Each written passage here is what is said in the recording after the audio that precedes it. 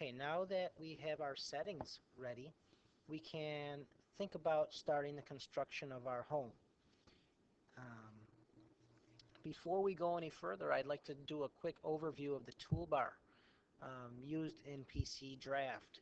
And I'm going to focus on the tools that we're going to be using especially for the construction of this home. I'll try to stay to the ones that pertain to this project. This black arrow up here in the left-hand corner is your selection tool.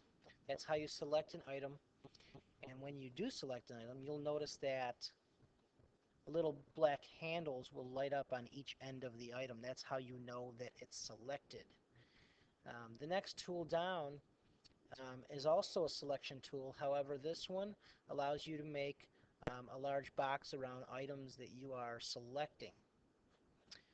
The next item below that is your line tool. This tool allows you to make lines in the program, and not only does it allow you to make single lines, but you see this little arrow here in the lower right hand corner of the box.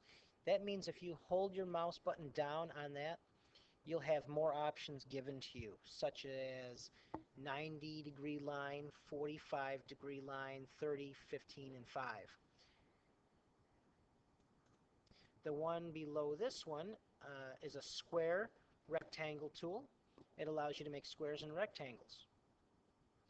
If we move our way down to the diameter tool, that allows you to make circles and ellipses. The one below that is called your Polygon tool. This is the tool that we're going to be using in order to make our tabs for our house. And I'll explain that a little bit further as we get there.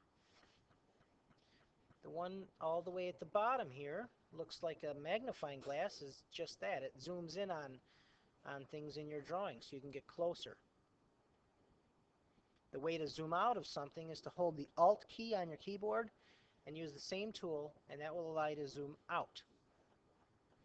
This little hand up here allows you to pan around your drawing. This tool right here is a text tool, which allows you to write text on your drawing.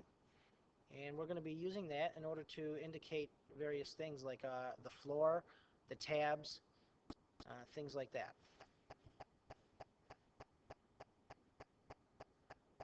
And if you ever get too far zoomed into an object or in your drawing and you want to go back to the view that we're currently in, you can hit this 1-to-1 ratio button, and that takes you back to the normal zoom that we're currently in at this time. Okay, now that I've given you a quick overview of the toolbar, you're more prepared to get started with the building of the home.